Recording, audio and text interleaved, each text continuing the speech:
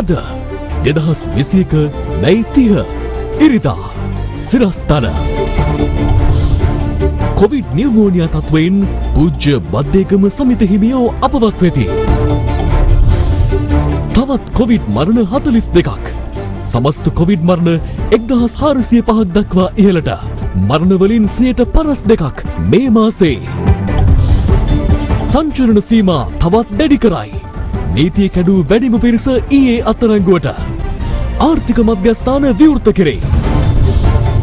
ඉන්දීය බ්‍රිතාන්‍ය කොවිඩ් දෙමුහුන් ප්‍රභේදයක් වියට්නාමයෙන්. වාතය ඔස්සේ ශීඝ්‍ර ව්‍යාප්තියක් විය හැකි බවටත් හඳුනාගෙන. ගිනිගත් නෞකාවේ කපිතාන්ගෙන් CID ප්‍රශ්න කිරීම හෙට. මත්ස්‍ය සම්පතට ඉදිරියට සිදුවන දේ ගැනත් අනතුරු වගවීමක්. From Ada Derana, this is Ada Derana Prime Time with Kushani Fernando and Kalindu Karuna Ratna. Live from Studio 24 in Colombo. ආයුබෝවන්. ඔබ අදත් එක්වන්නේ ශ්‍රී ලංකාවේ අංක 1 සහ විශ්වසනීයම පුවත් විකාශය අද දෙරණ 6:55 සමගින්. පාර්ලිමේන්තුව සහ දකුණු පළාත් සභාව නියෝජනය කළ හිටපු මන්ත්‍රීවරයෙකු වූ පූජ්‍ය බද්දේගම සමිත හිමියන් කොවිඩ් නියුමෝනියා තත්ත්වයේ හේතුවෙන් අපවත් වුණා. උන්වහන්සේගේ දේහය පිළිබඳ අවසන් කටයුතු අද පස්වරුවේ නිරෝධායන රෙගුලාසි වලට අනුකූලව බද්දේගමදී සිදු කෙරුණා.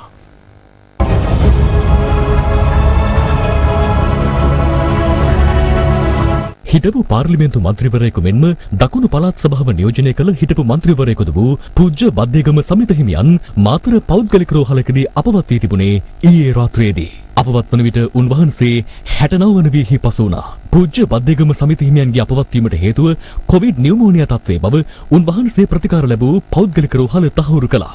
එමෙන්ම උග්‍ර පිනහළු ආසාදනයකින්ද උන්වහන්සේ පෙළී තිබෙනවා. රෝහලින් සහ ජයවර්ධනපුර විශ්වවිද්‍යාලයෙන් සිදු කළ PCR පරීක්ෂණ දෙකෙන්ම උන්වහන්සේ කොවිඩ් ආසාදිත බවට තහවුරු වුණා. පූජ්‍ය බද්දේගම සමිත හිමියන් මීට පෙර කොවිඩ් වෛරසය ආසාදනය වීම හේතුවෙන් ගාල්ල කරාපිටිය ශික්ෂණ රෝහලේ ප්‍රතිකාර ලැබුව අතර ප්‍රතිකාර අවසන් කර නැවත සිය විහාරස්ථානය වෙත වැඩම කර ගෙවී තිබුණේ සතියක පමණ කාලයක්. පසුව ඇති වූ ශ්වසන අපහසුතා හේතුවෙන් උන්වහන්සේ පසුගිය 27 වනදා රාත්‍රියේ මාතර පෞද්ගලික රෝහලකට ඇතුළත් කරනු අතර ඊයේ රාත්‍රියේ අපවත් වී තිබෙනවා. 2001 වසරේ සිට 2004 වසර දක්වා කාලය තුල පාර්ලිමේන්තු මන්ත්‍රීවරයෙකු ලෙස කටයුතු කළ පූජ්‍ය බද්දේගම සමිති හිමියන් මෙරට පාර්ලිමේන්තුවට තේරීපත් වූ පළමු භික්ෂුන් වහන්සේද වනවා. ලංකා සම සමාජ පක්ෂයෙන් ක්‍රියාකාරී දේශපාලනයට පිවිසී උන්වහන්සේ අවසන් වරට කටයුතු කළේ දකුණු පළාත් සභා මන්ත්‍රීවරයෙකු ලෙසයි. පසුගිය සමයේ උන්වහන්සේ සිදු කළ සංවේදී කතාවක් සමාජ ජාල මාධ්‍ය වෙත නිකුත් වී තිබුණා. මට දැන් වහලා කියනවා. එතකොට මේ දෙවෙනි මිනිස්සු ඉන්නවා. නරුවෙන්න තව දෙවෙනි. ඉතින් මම පන්සලේ රංගුවට හදනවට වැඩිය. පන්සලේ අයිල්ලලනට වැඩිය. වහලක් නැති මේකට මම හිතනවා. මට දැන් අවුරුදු 12 ඉඳලා මම දන් දුන්න මිනිස්සු තාම දුක් විඳිනවා. හැබැයි ඉතින් තාම නිදාගන්න දෙන්නේ නැති අය ඉන්නවා. මට මොන නැවෙන්නේ ඉස්සෙල්ලා මේ හඬකොට ගෙනියන්න මොනවද කිරියෝ මගේ මල පිටිය වෛද්‍ය විද්‍යාව ලියලා තියෙනවා. හාටවත් බෑ ඒක වෙනස් කරන්න. මට මේ සම්පූර්ණ දිනා දෙන්න ජීවිතෙන් බැරි නමුත් මම හිතනවා බෝඩා මේ රාජපක්ෂ ලව විශාල වැඩ කොටසක් අපිට කරගන්න පුළුවන්. උන්වහන්සේගේ දේහය පිළිබඳ අවසන් කටයුතු අද පස්වරුවේ සිදු කෙරුණේ බද්දේගම ආදාහනාගාරයේදී.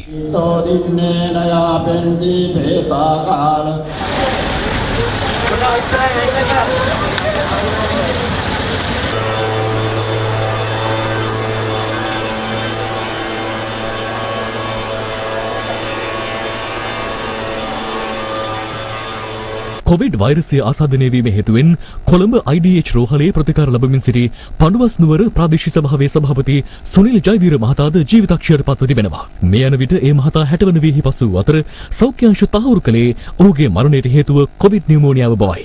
මේ අතර කෂයරුකාව ආශ්‍රිත රෝගී තත්වයකට ප්‍රතිකාර ලබා ගැනීමට කොළඹ ජාතික රෝහලට ඇතුළත් කර සිටි නිට්ටඹුව උදම්මිට පදිංචි 49 වෙනි කාන්තාවක් පසුගිය 27 වනදා එම රෝහලේ දරිසත්කාර එකකදී ජීවිතක්ෂයට පත්ව තිබුණා. ඇයගේ දේහය ඥාතීන් වෙත ලබා දෙමින් රෝහල් බලධාරීන් ප්‍රකාශ කර තිබුණේ ඇයට වෛරසය ආසාදනය වී නොමැති බැවින් සාමාන්‍ය පරිදි අවමංගල කටයුතු කිරීමට ඉඩ ලබා දෙන බවයි. ඥාතීන් එම දේහය මල්ශාලාව වෙත රැගෙන ගොස් යලි නිවසට රැගෙන ඒමට සූදානම් වූ අවස්ථාවේ රෝහලින් දැනුම් දී ඇත්තේ එම කාන්තාව කොවිඩ් ආසාදිතයෙකු බවයි. PCR report ඔක්කොම හරි කියලා බොඩිය දුන්නා අපි. දීලා අපි මල්ශාලාවෙන් ගෙනහිල්ලා අපි සල්ලි වීදම් කරලා මල්ශාලාවට ගහලා අන්දලා ඔක්කොම කරලා එදෙට්ට ගිහින් මොන්න වෙන්න තියෙද්දි මේ අප්පු අපිට PCR පොසිටිව් කියලා මැසේජ් එකක් ගහනවා මල්ශාලාවට තියෙද්දි. ඇයි ස්පිරිතාලවල ඒ වගේ අවදානම් වැඩ කරන්නේ? ඇයි අපි අසරණ කරන්නේ? COVID-19 ආසාදිතව තවත් පුද්ගලයන් 42 දෙනෙකු මිය ගොස් ඇතැයි සෞඛ්‍ය සේවා අධ්‍යක්ෂ ජනරාල්වරයා ඊයේ තහවුරු කළා. මෙම මරණ සිදු ඇත්තේ පසුගිය මැයි 14 වනදා සිට ඊයේ දින දක්වා අතර කාලයේදී. ඒ අතරින් 8 දෙනෙකුම නිවසේදී මිය ගොස් ඇතැයි රජයේ ප්‍රවෘත්ති දෙපාර්තමේන්තුව නිවේදනය කළා. අද වන විට මෙරටින් වාර්තා වුණු සමස්ත කොවිඩ් මරණ සංඛ්‍යාව 1405ක් දක්වා ඉහළ ගොස් තිබෙනවා. 2020 මාර්තු සිට 2021 අප්‍රේල් මුල දක්වා පළමු සහ දෙවන කොවිඩ් වලින් වාර්තා වූ සමස්ත මරණ ගණන 604ක්. නමුත් පසුගිය අප්‍රේල් 15 වනදා ආරම්භ වූ කොවිඩ් තුන්වන රැල්ලෙන් මරණ 801ක් වාර්තා වෙලා තිබෙනවා. එනම් සමස්ත මරණ සංඛ්‍යාවෙන් 57%ක්ම වාර්තා වෙන්නේ කොවිඩ් තුන්වැනි රැල්ලෙන්. ඒ අතර මැයි මාසයේ ගෙවුණු දින 29 තුල පමණක් කොවිඩ් මරණ 728ක් වාර්තා වුණා. එනම් සමස්ත මරණ සංඛ්‍යාවෙන් 51.8%ක්ම සිදුව තිබෙන්නේ මැයි මාසය තුලදී. ඒ අනුව මැයි මාසය කොවිඩ් මරණ වාර්තා වීම අතින් බියකරු අත්දැකීමක් මෙරටට අත්කර දී තිබෙන පසුබිමක දැනට පනවා ඇති සංචලන සීමා මගින් මරණ සහ ආසාදිතයන්ගේ අඩුවීමක් ඉදිරි ජූනි මාසයේදීවත් අපේක්ෂා කළ හැකිද? මේ වෙනකොට දෛනික මරණ සංඛ්‍යාව මධ්‍යස්ථාගයක් ගත්තොත් එහෙම 25කට ආසන්න සංඛ්‍යාවක් වෙනවා. ඒ 25කට ආසන්න සංඛ්‍යාව අපි මාසයකට සාමාන්‍යයෙන් ගණන් බැලුවොත් 750කට ආසන්න සංඛ්‍යාවක් මිය යනවා. දිනකට රෝගීන් 20ත් 40ත් අතර සංඛ්‍යාවක් මිය යමින් පවතිනවා. ඒක ඉතාමත්ම බැරෑරුම් තත්වයක් අපි දකිනවා මේ අවස්ථාවේදී. රෝගී සංඛ්‍යාව උත්සන්න වෙනවත් එක්කම මරණ සංඛ්‍යාව වැඩි වීමකුත් තියෙනවා. ඉතින් ඒ හින්දා අපිට මේක පාලනය කරගන්න නම් මේ සංචරණ සීමා පැවැත්වීම නැත්නම් සංචාරණ සීමාව හරියටම ක්‍රියාත්මක කිරීම අත්‍යවශ්‍ය කාරණයක්. කොවිඩ් ආසාදිතයින් 2882 දෙනෙකු ඊයේ මෙරටින් තහවුරු වූ අතර විදේශගතව සිටි පැමිණි 55 දෙනෙකුද ඒ අතරට අයත්. ගම්පහින් 541ක්, කොළඹින් 442ක්, කළුතරින් 241ක්, නුවරඑළියෙන් 205ක්, කුරුණෑගලින් 195ක්, කෑගල්ලෙන් 162ක්, ගාල්ලෙන් 145ක්, මහනුවරින් 119ක් සහ මඩකලපුවෙන් 100ක් වශයෙන් ආසාදිතයන් ඊයේ වාර්තා වී තිබෙනවා. කොහොමද දැන් බිම් මට්ටමේ නිරීක්ෂණය වන තත්ත්වය? මේකේ අපිට සැබෑ රෝගීන්ගේ අඩුවීමක් දකින්න නම් අපිට දකින්න පුළුවන් වෙන්නේ ජූනි මාසේ දෙවනි සතිය වෙද්දී. බිම් මට්ටමේ හරියටම ක්‍රියාත්මක වෙනවද කියන එක සම්බන්ධව ගැටලු තියෙනවා. බිමේ තියෙන ග්‍රාම නිලධාරී කොට්ටාශයකට එක වෙළඳසැල් බැගින් විවෘත කරලා තියෙනවා. මහ ජනතාව භාණ්ඩ මිලදී ගැනීම සඳහා මේ වෙළඳසැල් වලට ගමන් කරනවා. මේ මොහොතේත් අපි කියන්නේ මේ වෙළඳසැල් විවෘත කර යුත්තේ අත්‍යවශ්‍ය භාණ්ඩ නිවෙස් තුළට ප්‍රවාහනය කිරීම සඳහා පමණයි. මොනතරම් පහසුවක් වුණාද මේ ගත වුණු දින කිහිපයේ ආශ්‍රිතීන් හඹා යෑමේ කටයුතු සඳහා? අපිට ආශ්‍රිතීන් සොයාගෙන යාම, ඔවුන් නිරෝධායනය කිරීම, ඒ වගේම PCR පරීක්ෂණ සඳහා යොමු කිරීම වැනි කාරණා සඳහා විශාල පහසුවක් මේ වෙද්දී ලැබිලා තියෙනවා. PCR පරීක්ෂණ වාර්තා දින 3ක් ඇතුළත සියලුම වාර්තා මේ වෙද්දී ලැබෙනවා. මේක ඇත්තටම හොඳ ප්‍රවණතාවයක්. නමුත් ඒකේ කනගාටුදායක ස්වභාවය තමයි අපි 25000 තිබිච්ච වාර්තා ප්‍රමාණය මේ වෙද්දී 15000 ආසන්නට නැවත වරක් ඇවිල්ලා තියෙනවා. සමාජයේ ගන්න හමු PCR පරීක්ෂණ කරන්නේ නැහැ. අද නව ආසාදිතයන් 2186 දෙනෙකු හඳුනාගත් බව යුද හමුදාපති ජෙනරාල් ශවේන්ද්‍ර සිල්වා මහතා සඳහන් කළා. ඒ අනුව මෙරට සමස්ත කොවිඩ් ආසාදිතයන් සංඛ්‍යාව 1,82,779ක් දක්වා ඉහළ ගොස් තිබෙනවා. ප්‍රතිකාර සහ නිරෝධායන කාල සීමාව අවසන් කළ සංඛ්‍යාව 1,49,825ක් වුවද තවදුරටත් සක්‍රීය ආසාදිතයන් ගණන 31,549ක්. මේ අතර මහනුවර, රත්නපුර සහ යාපනයේ දිස්ත්‍රික්කවල එන්නත්කරණය අද ආරම්භ කළ අතර සෞඛ්‍ය අංශ සහ යුද හමුදා සමාජිකයන්ගේ සහභාගීත්වයෙන් එන්නත්කරණය සිදු කරනවා.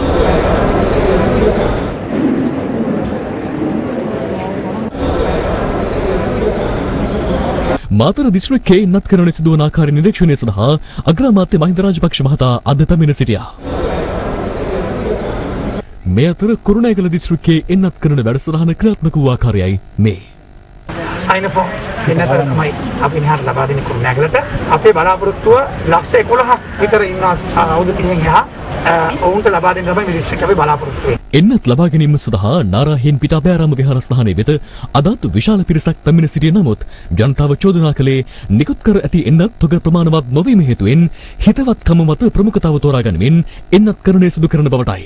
රජයේ ලොකු නිලධාරියා ඇවිල්ලා කියනවා මගේ කට්ටිය එනවා කිව්වම ඇතුළට යවනවා. ජීවිත නම් කාගේ ජීවිත කාර්යක ආපුවම ගහනවා පයින් ආපුවම ගහන්නේ. රජය එක්ක දැනගන්න ඕනේ ගහපු ප්‍රමාණයට ඉතුරු භාගය තියාගන්න. එහෙම නැතුව මිනිස්සු රස්තියාදු කරන එක මොකද තේරුම කියන්නේ? හැම මිනිස්සෙම අසරණ හැමෝම ඉන්නේ ජීවිතේම. දී පැය 8ක් තිස්සේ ඉඳලා රෙජිස්ටර් වෙලා ගියේ. දැන් අද කියන්නේ වෙන කතාවක්. එක්ක ඇවිල්ලා කියන්න ඕනේ යන්න කියලා. ඉතින්ලා ඇතුළට අනිත් කට්ටිය ගන්නකොට එක්ක කියනවා රෙජිස්ටර් කරපුවයි විතරයි ගන්න කියලා. ඔක්කොම පොලිමේ තියලා අබේරාම කට්ටිය විතරයි ගන්න කියලා අන්තිමට කියනවා දැන් රෙජිස්ටර් කරපුවයි විතරයි ගන්න. අපේ රටේ එන්නත් කරන ක්‍රියාවලිය සිද්ධ වන්නේ තාම විද්‍යානුකූල ක්‍රමවේදයකට. ඇස්ට්‍රාසෙනිකා දෙවන එන්නත දැනට අප සතුව තිබෙන්නේ වකුගඩු රෝගීන් සහ පිළිකා රෝගීන් සඳහා පමණයි. ඊයේ අභයාරාමයේ සිද්ධ වෙච්ච සිද්ධිය සෞඛ්‍ය අමාත්‍යාංශයේ මැදිහත් වීමකින් හෝ සෞඛ්‍ය අමාත්‍යාංශයේ අනුදැනුමකින් තොරව සිදුවීම. එන්නත් ලබා ගැනීම සඳහා එතනට පිරිස් පැමිණෙන බව අපට දැනගන්නට ලැබුණා. මේ කොවිඩ් රෝගය මර්ධනය කරන්න සෙනග එකතු වී විශාල වශයෙන් බලපාන නිසා හවස 5:00 පමණ යම්කිසි එන්නත් ප්‍රමාණයක් අපට නිකුත් කිරීමට සිද්ධ වුණා. අපි ඒ නිසා කියන්නට ඕනේ මේ નિયમિત ක්‍රමවේදයෙන් බැහැරව එන්නත් කරන ක්‍රියාවලිය සිදු කිරීමට කටයුතු කිරීම අපි අමාත්‍යාංශයක් විදියට ප්‍රතික්ෂේප කරනවා. සෞඛ්‍ය අමාත්‍යාංශය මගින් කරන එන්නත් ක්‍රියාවලිය අද ලංකාවේ පුරා සිදු වුණා. ඊටාම කිසිම සෙනග පොඩි කෑමක් හෝ රැස් කෑමක් නැතුව රත්නපුර දිස්ත්‍රික්කයේ සිදු වුණා. එන්නත් කරන වැඩපිළිවෙල ඇතැම් ස්ථානවල අවිධිමත් ආකාරයෙන් සිදුවන අතරතුර ඡන්දහිමි නාමලේඛනය සහිත තොරතුරු පද්ධතියක් උපයෝගී කරගනිමින් ක්‍රමවත්ව එන්නත් කරන සුදු කිරීමේ වැඩපිළිවෙලක් ඇඹිලිපිටිය ජනාධිපති විද්‍යාලයේදී අද ආරම්භ වුණා.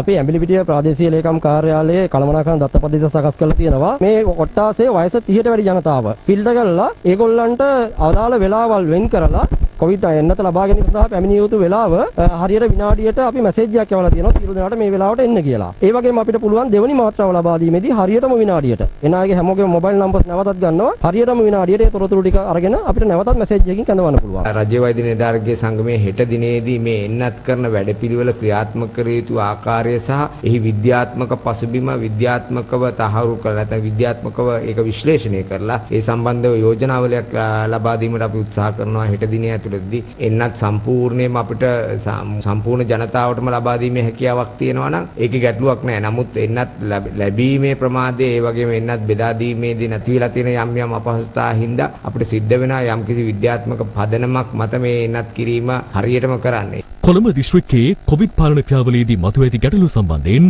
ආණ්ඩු පක්ෂ සහ විපක්ෂ මැතිවතුවරු අද කොළඹ දිස්ත්‍රික් ලේකම් කාර්යාලයට ලස්ව සාකච්ඡාවක් නිරත වුණා. අපිට දැනෙච්ච දේ තමයි මේ පහුගිය දින 14 ඇතුළත PCR පරීක්ෂණ කරලා තියෙන ප්‍රමාණයයි හම්බ වෙලා තියෙන රෝගීන් ප්‍රමාණයයි ගත්තාම ඒ රෝගී අනුපාතය ඉතා විශාලයි. ආසන්නෙන් 50%ක් විතර.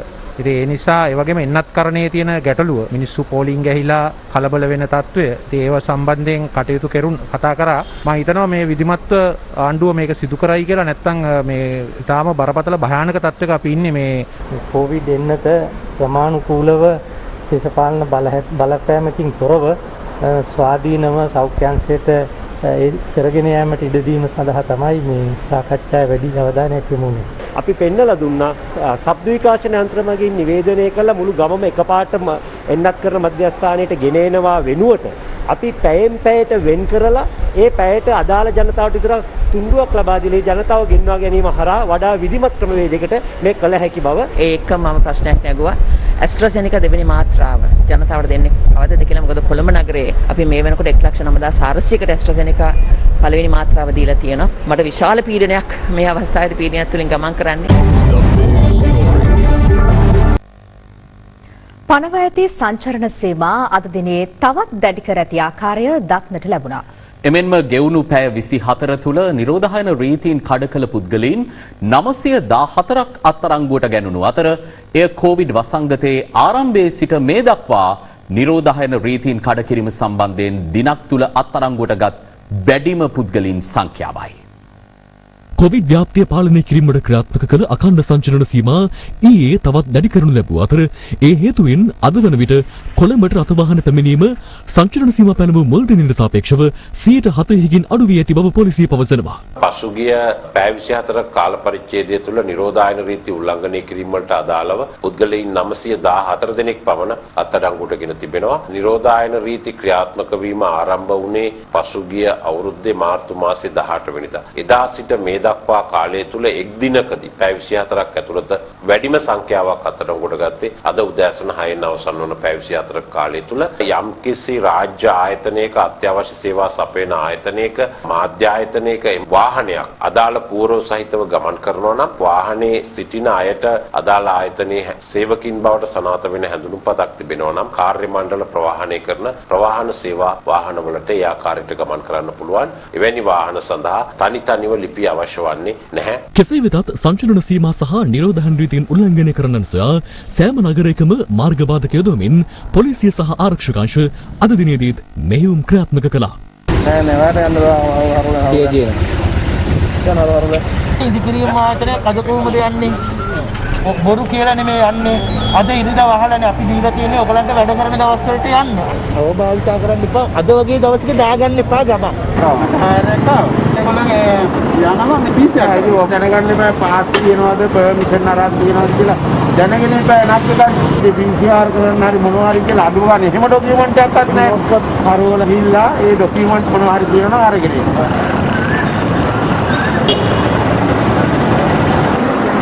මේමයි මට ඉඩමක් තියෙනවා මම මේක ගොවිතැන් කටයුතු කරනවා ඒ ගොවිතැන් කටයුතු කරගන්න සඳහා අවසර ලබා ගන්න කියලා එහෙන් ලියුමක් ලියා ගන්න ඊට පස්සේ එන්නේ සාරවන්නත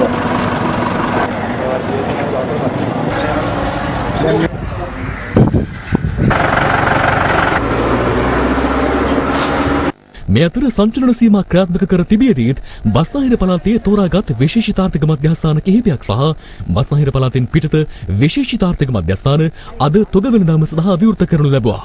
අද දිනේදී වෙළඳන්ගේ පැමිණීම සාර්ථකයි. බඩු කිලෝ ලක්ෂ 2ක් පමණ, ඒ කියන්නේ ලොරි 45කට වැඩි ප්‍රමාණයක් මීගොඩ ආර්ථික මධ්‍යස්ථානට ගෙනල්ලා අලෙවි කරනු ලැබුවා. අද සෑහෙන එළවලු පැමිණලා තිනවා. බඩු මිල සෑහෙන අඩු මට්ටමක තියෙන්නේ. අද පෙරවරුවේ විවෘත වූ වේයන්ගොඩ විශේෂිතාර්ථක මධ්‍යස්ථානයේ පාලන මිල ගණන් ඉක්මවා එළවලු සහ භාණ්ඩ විකිණීම සිදු කරන බවට ලද පැමිණිල්ලකට අනුව පාරිභෝගික සේවා අධිකාරිය එම මධ්‍යස්ථානයේ වැටලීමක් සිදු කළා. 170ට ජංගම අලෙවි රට අරගන්න ඕනේ අද. මෙයාගේ ඒවා 200යි. 210 ඒවා. 210ට එනවා හැමතැනම 180ක් ගෝන්චි කීයද? 210යි ඉස්සන්. 280ක් කියලා තියෙනවා. ගෝවා කියනවා 150 නේ ගෝවා ගණන් වැඩි වෙලා නේ අද ඒ ගණන් වැඩි උනේ මිනිස්සු අසරණ වෙලාවේ අපි මතට ගිහිල්ලා අතන ලාභ තියාගත්තට පස්සේ තමයි ප්‍රශ්නේ තියලා තියෙන්නේ. එමෙන්ම බස්නාහිර පළාතෙන් බැහැර පිට පළාත්වල පිහිටි දඹුල්ල සහ කැප්පෙටිපොළ විශේෂිතාර්ථක මධ්‍යස්ථානද අද වෙළඳ කටයුතු සඳහා විවෘත කර තිබුණා. එළවලු රැගෙන ආ ලොරි රථ මෙන්ම එළවලු මිලදී ගැනීමට පැමිණි වෙළඳුන්ගේ රථ වාහනය හේතුවෙන් දඹුල්ල විශේෂිතාර්ථක මධ්‍යස්ථානයේ ඉදිරිපිට මහනුවර යාපනය ඒ නවී ප්‍රධාන මාර්ගයේ පැවතියේ දැඩි රථ වාහන තදබදයක්. පාන්දර රෑ 12 ඉඳන් අපි ඉන්නේ. ඕනේ යන්න බාරෙන් යන්නේ. පොලිසියෙන් මෙච්චර ඉන්න හරියට රාජකාරී කරන්න ඕනේ. ඒගොල්ලෝ ලියන්නත් හදනවා. අපිට බලකාර chance කරන් දෙන්න දැන් අපි අතර වෙලා ඉන්නේ. 25කට වඩා මෙතන ඉස්සවහනකට ඇතුළත තියෙනවා. මේ පාන්දර දෙකට විතරයි. තව තියෙනවා කිලෝමීටර් 3ක් විතර පොළොවයි. ඕන්ටි 180යි 200. ඒක ගණන් වල ආගිලා පාට විකුණන්න දාන්නේ. ඔයයන්ට ජනට තියෙන මිල නම් 8000ක ලක්ෂයක් තියෙනවා. මේ ආර්ථික මධ්‍යස්ථාන සඳහා එළවලු කිලෝ ලක්ෂ 63ක් අද දවසේ ඇවිල්ලා තිබුණා. හවස 5 වෙනකොට මේන් ලක්ෂ 53ක් විකිණිලා තියෙනවා. තව ලක්ෂ 10ක් අත ඉදිරියව තියෙනවා දඹුල්ලේ. අනෙකුත් සියලු ආර්ථික මධ්‍යස්ථානවල එළවලු සම්පූර්ණයෙන් විකිණිලා තියෙනවා. අතිරික්තයක් ආවොත් ඕනම දෙයක් අපි මිලදී ගැනීමට අපිට අවසරය ලැබිලා දීලා තියෙනවා අතිගරු ජනාධිපතිතුමාගෙන්. ඒ හරහා අපි බලාපොරොත්තු වෙනවා සියලුම සහනාධාර ලබා දෙන සතුස වැඩපිළිවෙල යටතේ ඒ එළවලු ටික ලබා දෙන්න. අද දිනේත් හෙට දිනේත් ආර්ථික මධ්‍යස්ථාන වෙත පැමිණෙන වාහනවලට ඒ වගේම ආර්ථික මධ්‍යස්ථාන වලින් භාණ්ඩ රැගෙන යන වාහනවලට ආර්ථික මධ්‍යස්ථාන වලට භාණ්ඩ රැගෙන විත් හිස්ව යන වාහනවලට බාධාවකින් තොරව ගමන් කිරීමට අවස්ථාව ලබා දෙන ලෙස දිවයිනේ සියලුම පොලිස් ස්ථාන වෙත පොලිස් මූලස්ථානයේ මගින් දැනුම් දී තිබෙනවා. මේ අතර ජංගම රථ හරහා බේකරි නිෂ්පාදන බෙදා හරින්නන් සඳහා සෞඛ්‍ය ආරක්ෂිත අඳුම් කටල සහ උපකරණ ලබා දීමක් බස්නාහිර පළාත බහර ජ්‍යෙෂ්ඨ නියෝජ්‍ය පොලිස්පති දේශබන්දු තෙන්නකෝන් මහතාගේ ප්‍රධානත්වයෙන් මිරිහානේදී ඊයේ පැවැත්වුණා.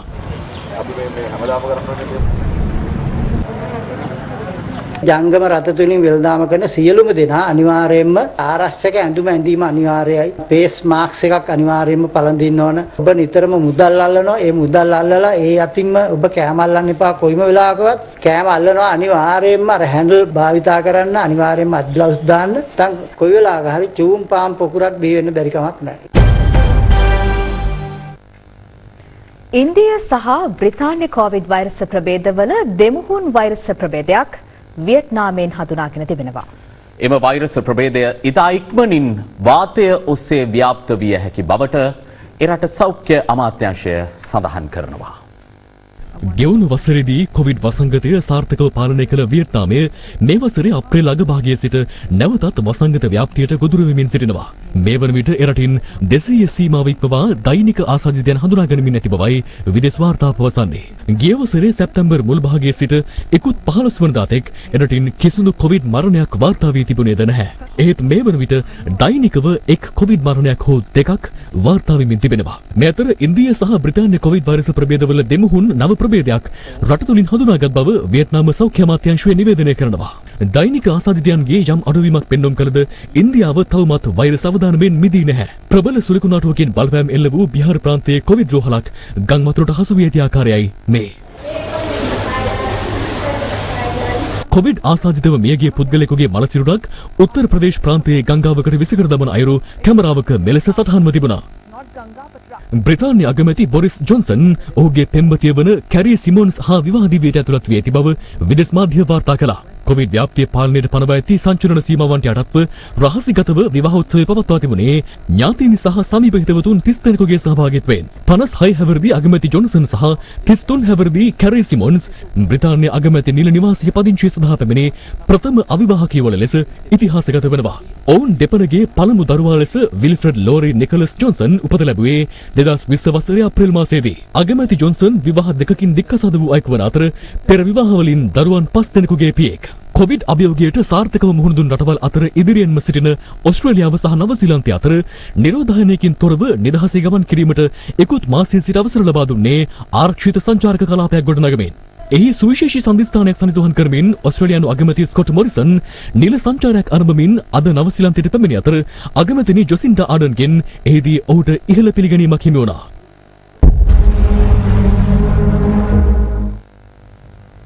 කොළඹ වරාය ආසන්නයේ ගිනි ගැනීමට ලක් වූ MV එක්ස්ප්‍රස් පර්ල් නෞකාව සම්බන්ධයෙන් ඉදිරි නීතිමය පියවර ගැනීම සඳහා රාජ්‍ය ආයතන කිහිපයක ප්‍රධානීන් අද නීතිපතිවරයා හමු වී උපදෙස් ලබා ගත්තා. අපරාධ පරීක්ෂණ දෙපාර්තමේන්තුව නෞකාවේ ගින්න සම්බන්ධයෙන් සිදු කරන පරීක්ෂණයට අදාළව හෙට දිනේදී කපිතාන්වරයාගෙන් ප්‍රකාශ ලබා ගැනීමට නියමිතයි. කොළඹ වරාය ආසන්නයේ ගිනි ගැනීමට ලක් වූ MV එක්ස්ප්‍රස් පර්ල් නෞකාවේ බඳ කොටසේ පැවති ගින්න මේ වන විට පාලනය කර තිබෙනවා. එහෙත් තවදුරටත් නෞකාවේ මැද කොටසින් දුමාරයක් පිටවෙමින් ඇති ආකාරය දක්නට ලැබෙන බවයි නාවික හමුදාව පවසන්නේ. මේ අතර නාවික හමුදාව විසින් ගත වූ දින 3 තුළදී අදෝරක්ත කිරණ සංවේදක නිරීක්ෂණ කැමරා මගින් නෞකාවේ ගින්න පටිගත කර තිබූ අතර එය අද මාධ්‍යයට නිකුත් කළා. ඒ අනුව මේ වන විට ගින්න ඉතාමත් සුළු වශයෙන් නිරීක්ෂණය වන බවයි නාවික හමුදාව පවසන්නේ. නෞකාව ගිනි ගැනීමත් සමග ඉන් මුහුදට එක් වූ අපද්‍රව්‍ය කොටස් මේ වන විට ගාල්ල මාතර වෙරළ ප්‍රදේශ වෙතට ගසා විත් තිබෙනවා.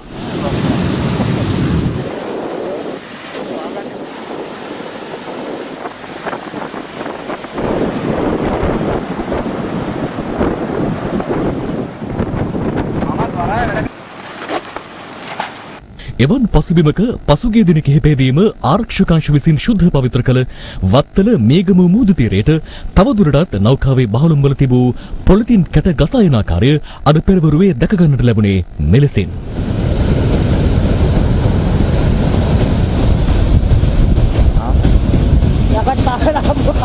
මේ අතර අද පස්වරුවේ මාරවිල තෝඩුවාව වෙරළ තීරයට කැස්පෑවකු ගොඩ ගසා තිබුණා. ආනවිලුන් දව වනජීවී කාර්යාලයේ නිලධාරීන් පවසන්නේ මෙම කැස්පෑවාගේ සිරුරේ තුවාල කිහිපයක් දැක ගන්නට ලැබුණු අතර සත්වයා මත්ගතියකින් පසුවන බවද නිරීක්ෂණය වූ බවයි. නෞකාවෙන් වෙරළට ගසා එන අපද්‍රව්‍ය ආරක්ෂාකාරී ලෙස බහලුම් වල බහා තැබීමට මධ්‍යම පරිසර ආරක්ෂණ අධිකාරිය මේ වන විට කටයුතු කර තිබෙනවා.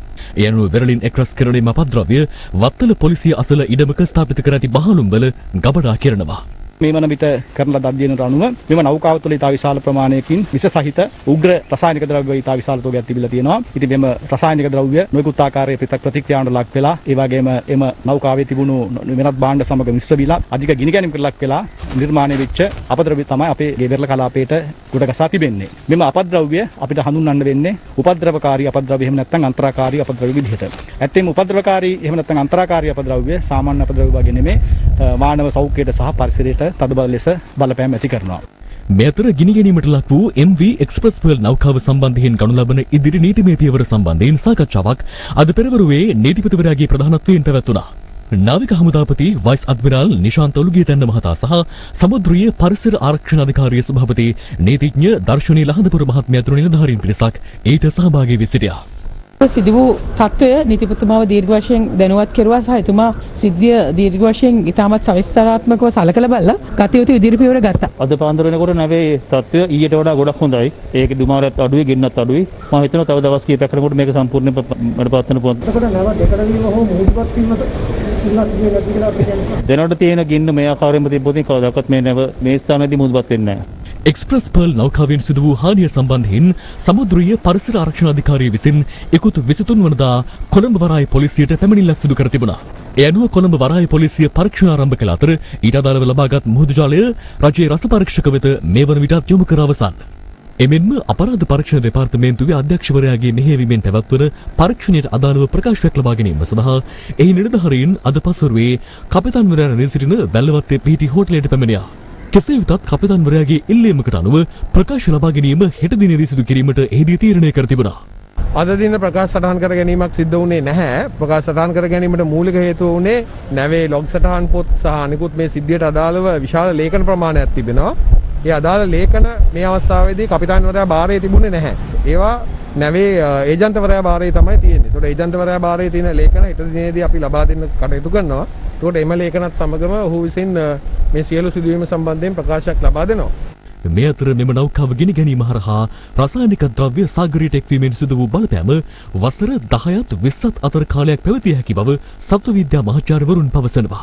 එය දීර්ඝ කාලීනව ජීවන චක්‍ර විනාශ වීම නිසා අපේ ජෛව සම්පත එහෙම නැත්නම් මත්ස්‍ය සම්පත ලොකු බලපෑමක් ඇති වෙන්න පුළුවන්. මම ඊ타මාත්ම පුදුමයටපත් වුණා. ඊ타මාත්ම මේ පතුලේ ජීවත් වෙන මසුන් පවා මරණයටපත් වෙලා තිබුණා. ඉතින් මේකෙන් ඉන්ඩිකේට් කරනවා මෙම රසායනික ද්‍රව්‍ය ඒ වෙරළාසන්න ප්‍රදේශයේ මුහුදු පතුලටත් බලපෑමක් ඇති කරලා තියෙනවා කියලා. මෙහි බලපෑම මම හිතන්නේ අවුරුදු 15ක් 10ක් 15ක් 20ක් වෙන්නත් පුළුවන්.